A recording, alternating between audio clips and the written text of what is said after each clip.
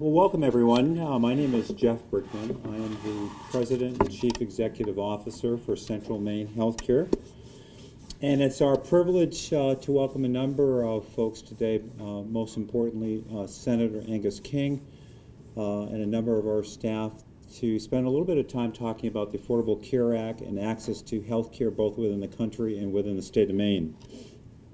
The Affordable Care Act, by way of background, was passed in 2010 to make health care more accessible and affordable for Americans. To date, health care reform has helped millions of Americans receive affordable health care coverage, enabling them to take care of their health care needs and the health care needs of their families. This is particularly important to Central Maine Healthcare, whose mission is to improve the lives of patients and to elevate the communities that we serve. A critical part of our mission is doing what we can support access to affordable, safe, and high-quality health care for all, our friends, our families, our neighbors, and all the communities that we serve. This includes advocating for Medicaid expansion on the state level, in addition to supporting the Affordable Care Act. So please come out and support tomorrow's referendum. It's now my pleasure to introduce a very well-known individual on our team, Dr. Derville McCann, who serves as our Chief Population Officer for Central Maine Healthcare. Derville, if you can come up, please. Thank you, Jeff, and thank you, Senator King, very much for allowing us to join you in your work that I know is really benefiting us here. I'm here to really talk a little bit about the perspective of doctors and their patients and how the ACA, the Affordable Care Act, has impacted us. When it was passed in 2010, I was a very busy cardiologist practicing in the Lewiston, Auburn area. And we started noticing an influx of new patients, and they were usually young, working class, and many of them had never had insurance before. One patient in particular comes to mind because I had been taking care of his mother for a long time. She had an inherited genetic condition and had very high cholesterol levels and had had heart problems. And I kept telling her son should come in too, but he was uninsured, so he could never make it until the ACA passed.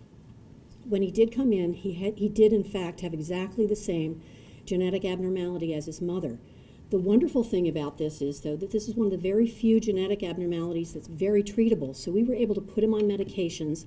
He was about 35, he was a working guy, he had kids, and we were able to screen the family and take care of this family at an appropriate time because he had new access to insurance.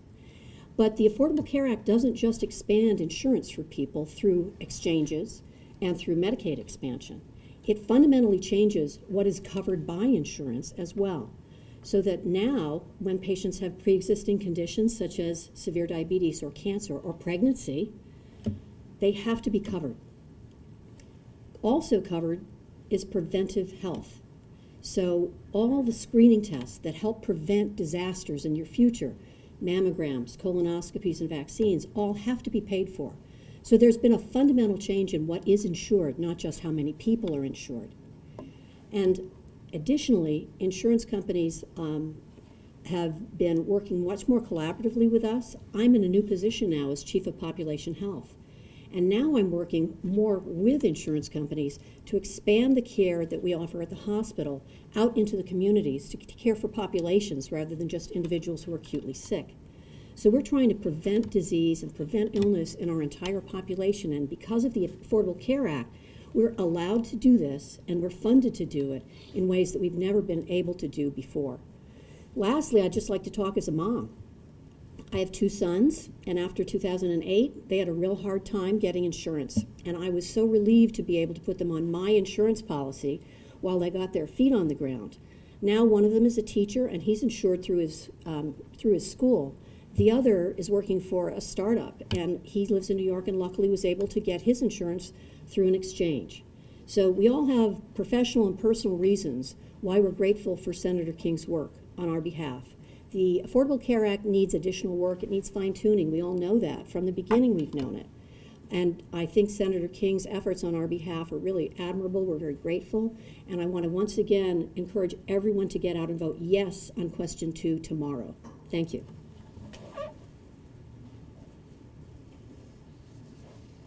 Thank you, Derville. It's now our privilege to introduce our friend Senator Angus King, who is passionate about health care as we are. He's an advocate for affordable health care coverage for working families across Maine.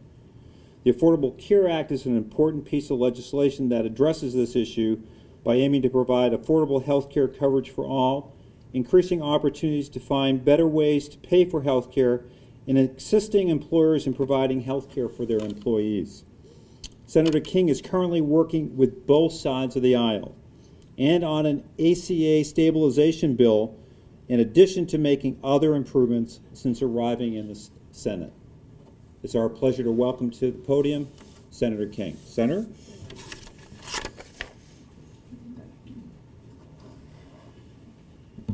I'm going to start with a story, and it's a story that explains why I'm so passionate about this subject. In 1974, I was a young staff member at the United States Senate. In fact, I was sworn in as a U.S. Senator 40 years to the day from the day I entered Senate service in January of 1973. As such, I had health insurance, employer-based health insurance like all other federal employees. The plan that I signed up for was a little bit different because it had within it a requirement for preventive care, just as the Affordable Care Act does. And part of that plan was a free physical. I was 30 years old at the time and immortal. And the idea of a physical was not something, I hadn't had a physical in 8 or 9 years. But the fact that it was free, and also the fact that my health provider did physicals on Wednesday nights, so I didn't have to pay and I didn't have to take a day off work, I went in and had my first routine physical in something like 9 years. During that physical, they picked up the fact that I had something called malignant melanoma. I had a mole on my back. The doctor didn't like the looks of it, took it off. I went in a week later, and he said, "I think you better sit down." From there came a saga involving a lot of analysis and finally surgery. If you looked at my back today, it looks like I was hit by a rocket. But here I am, 43 years later. My life was saved by having health insurance. It's easy to say that health care saves lives, but health insurance also saves lives. If I hadn't had that coverage with that physical built in, those of you who are in the medical profession know that malignant melanoma is something that you either catch in time or you die. It's that simple. And because it was caught, because I had health insurance, here I am today. Ever since then, I've been haunted by the idea that somewhere in America that year was a young man who also had a mole on his back or his neck or his arm or his leg, but didn't have health insurance, didn't have a free physical, didn't go in for a physical, didn't get caught, and died. And I've never been able to fully come to grips with the fact that I am here and he's not. So to me, this isn't something that's academic or political. This is about saving lives. And in fact, there's a pretty substantial amount of data that for every 1 million people that have insurance, there are thousands whose lives are saved every year. It's a direct correlation. So I wasn't in Congress when the Affordable Care Act passed, and it's not a perfect piece of legislation. In fact, I've been working for the past 6 months with a bipartisan group on how to fix it and make it better and make it more economical and make it work better, and that's really what we ought to be doing. But this is why I think this is so important. Insurance saves lives. I'm going to tell you something else this morning that might surprise you. I'm on the Affordable Care Act. Every member of Congress is required to get their health insurance through an exchange. That was an amendment to the bill when it passed back in 2010. So every year I go on we have to do it on the DC exchange, the Washington and District of Columbia exchange, and I have to go through and sort through the policies, the silver, gold, bronze. I have to look to be sure I'm going to get a policy that will cover me in Maine as well as in Washington. And it's a somewhat complicated process, but it's possible. And that brings me to why I'm here today. Starting just a few days ago, the enrollment period for the Affordable Care Act started, November 1st to December 15th. Anybody who's qualified for the Affordable Care Act, and you won't know that until you try, and doesn't get insurance, is making a huge mistake. Give your family the best Christmas present you could possibly give, which is coverage by good, comprehensive, real, meaningful health insurance. There are people around who can help. It is somewhat complicated at times, but there are people who are navigators, assistants, whatever you want to go to healthcare.gov. There's a 800 number, which I can't read without my glasses. There's an 800 number where you can get assistance in signing up. 75,000 people in Maine have done so last year. We need everybody in Maine that's qualified to sign up. Now, there's been a lot in the news about repealing the Affordable Care Act and back and forth in Washington. It has not been repealed. Thanks, by the way, largely to my colleague, Senator Susan Collins. It has not been repealed. It is in force.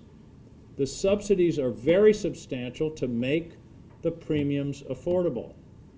Amazingly affordable. You'll be surprised, given your level of income, how affordable the premiums can be. Now, unfortunately, people who aren't qualified for the Affordable Care Act, who don't have coverage through their employer, their premiums have gone up largely because of Congress's failure to act on the bill that we developed last summer. That's a gap, that's a problem, and it's one that we're attempting to remedy. So the message today is, if King can figure this out, so can you. This is something that everyone in Maine who has even a remote thought that, gee, maybe I ought to get coverage, maybe it would be important for my kids or for the rest of my family, now is the time. And it's a short time. It used to be that the sign-up period was 90 days. This year, it's 6 weeks. Don't ask me why it's been shortened, but that's just the fact. So this isn't something you can put off and say, oh, I'll deal with this after Christmas. I'll deal with this in January. You've got to deal with it by December 15th. And as I say, there are people that can be helpful in doing so. But the basic message today is do it. Don't put it off. Don't wait for the holidays. And by the way, don't wait for Sunday mornings because they're closing the exchange for that 12-hour period, which is also inexplicable and I think inexcusable. But that's the reality. But what I want to see is everyone in Maine who is qualified to go ahead and go through the process, and it doesn't take long, maybe an hour. You have to figure out which coverage fits you best, where the payments fit in your life, what your deductibles will be, what you can live with. But the important thing is to have health insurance, because you never know when something is going to strike your family or yourself. We all feel healthy today, but something can happen, an accident, a disease, some kind of problem that you absolutely don't anticipate. And that's why having health insurance, and particularly for people because of pre-existing conditions could never get health insurance before, that's why this is so important. This is, I believe, well, I was about to say it's a matter of life and death. Yes, that's exactly what it is. It's a matter of life and death. And it can be done. And it can be done efficiently, and there are people standing by to help. So my message to the people of Maine today is take advantage of this opportunity. The Affordable Care Act is the law of the land. It provides enormous benefits to the American people in terms of their ability to acquire health insurance that is comprehensive, meaningful, and in most cases, eminently affordable. So that's the message for today, I guess, well, I'll leave it at that. I've been known, somebody once said, "Senator, can you make your statement in 2 minutes?" And I said, "Senators can't clear their throat in 2 minutes." I understand there's a tendency to go on too long, but that's the message for today. Thank you, Senator.